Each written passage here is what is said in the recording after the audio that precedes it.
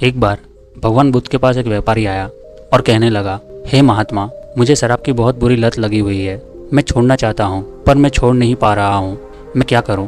भगवान बुद्ध ने कहा, तुम चाहो तो शराब की लत को छोड़ सकते हो। व्यापारी ने बोला, कैसे महात्मा?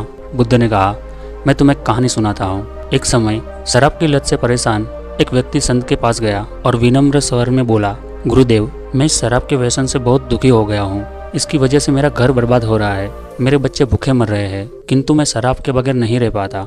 मेरे घर की शांति नष्ट हो गई है। कृपया आप मुझे कोई सरल उपाय बताइए जिससे मैं अपने घर की शांति फिर से वापस पा सकूं। गुरुदेव ने कहा, जब इस व्यसन से तुम्हें इतना नुकसान होता है तो तुम इसे छोड़ क्यों नहीं देते? व्यक्ति बोला, गुरुदेव, मैं शराब को छोड़ना तो चाहता हूँ पर यह मेरे खून में इस कदर समा गई है कि मुझे छोड़ने का नाम ही नहीं ले रही है।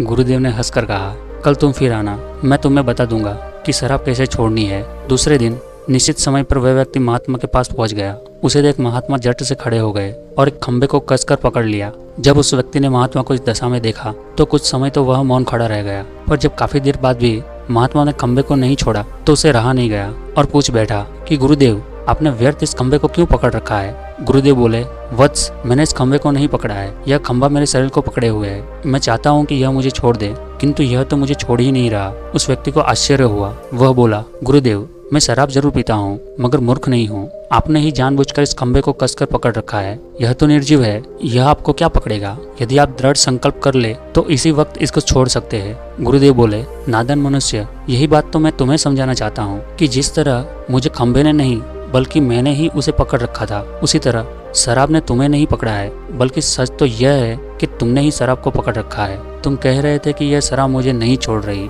जबकि सत्य यह है तुमने अपने मन में यह दृढ़ निश्चय कर लो कि मुझे इस व्यसन का त्याग अभी कर देना है, तो इसी वक्त तुम्हारी शराब पीने की आदत छूट जाएगी। शरीर की हर क्रिया मन के द्वारा नियंत्रित होती है और मन में जैसी इच्छा शक्ति प्रबल होती है वैसा ही कार्य सफल होता है। वह शराबी गुरु के इस अमृत वचन से इतना प्रभावित हुआ कि उसने उसी वक्त भविष्य में कभी शराब न पीने का दृढ़ संकल्प लिया। उसके घर में खुशियाँ पुनः लौट आई। वह शांति से जीवन व्यापन करने लगा। परिवार में सभी सुख व प्रेम से रहने लगे। बुद्ध व्यापारी से कहते हैं, क्या तुम्हें इस कहानी से कुछ शिक्षा मिली? व्यापारी कहता है, हाँ महात्मा, आज से मैं संकल्प लेता हूँ कि मैं आज से शराब नहीं पीऊंगा।